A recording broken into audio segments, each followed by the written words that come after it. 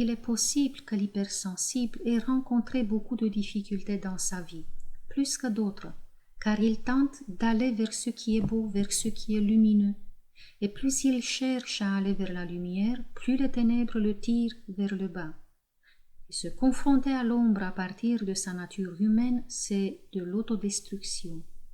L'ombre sait comment manœuvrer l'énergie dans la dualité pour dominer et pour oppresser.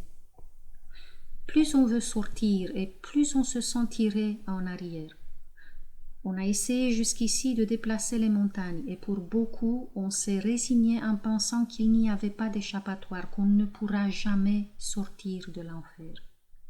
On a été convaincu qu'avec notre amour, on pouvait changer des êtres et des situations abusives, n'est-ce pas? On s'est donné comme mission de sauver des gens et de gagner leur amour. Mais pensez à tous ceux que vous avez aimés et qui vous ont blessé en retour. L'hypersensible aime s'impliquer totalement et croit de toute son âme qu'il peut rendre les autres heureux, qu'il peut les sortir de l'ombre.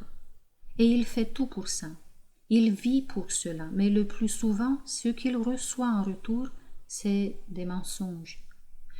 Le HS s'est souvent senti agressé par les gens et les situations qu'il a été amené à traverser. Il a vécu pas mal d'échecs. C'est comme si, peu importe les efforts qu'il fait et l'énergie qu'il y met, tout était inutile. Mais il se peut qu'on n'ait pas testé la méthode la plus simple. On pourrait demander à notre soi supérieur qu'on soit non pas celui qui résout, mais le canal à travers lequel la lumière elle-même puisse maîtriser l'ombre. C'est un processus intérieur. Après de nombreux coups, on a pu constater qu'on ne peut pas vaincre les ténèbres en agissant dans le monde extérieur, car plus on lutte, plus le filet se serre, plus on nous bloque. Et si on arrêtait de lutter? Et s'il était temps pour le HS de reconnaître cet échec? De reconnaître qu'il ne pouvait pas changer l'autre, ni ramener le paradis sur terre. Et s'il était temps d'arrêter cette lutte à l'aveugle? Qu'est-ce que ça vous fait de vous dire « j'ai échoué, je ne peux pas apprivoiser les gens sans âme, je ne peux pas les transformer ». Ça pourrait vous paraître effrayant, et pourtant, ça a un effet libérateur, car ça vous enlève une forte pression. L'être humain ne peut pas y arriver, pas tout seul, ou pas tant qu'il se croit seul. Mais lorsqu'il se rend, qu'il laisse l'être multidimensionnel en lui agir, là il se peut qu'il y ait enfin un dénouement.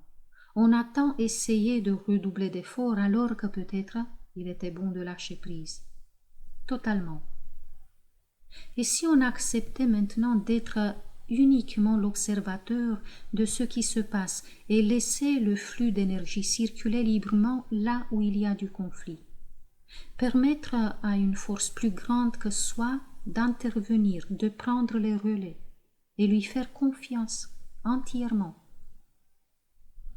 À tous ceux qui s'impliquent trop, qui se laissent aspirer par les tourments, je recommande de suivre un traitement salvateur, prendre chaque jour leur petite dose d'indifférence. Il se pourrait que des conflits anciens se dissolvent et qu'on trouve en même temps la solution pour vivre une meilleure vie, plus douce, plus abondante, grâce à cette connexion gagnée avec l'invisible. Car n'oublions pas les paroles sages d'Antoine de Saint-Exupéry. On ne voit bien qu'avec le cœur, l'essentiel est invisible pour les yeux. Je vous laisse y réfléchir. C'était Claudia Stéphane, hypnopraticienne spécialisée dans la thérapie pour les hypersensibles et les surdoués. À très bientôt.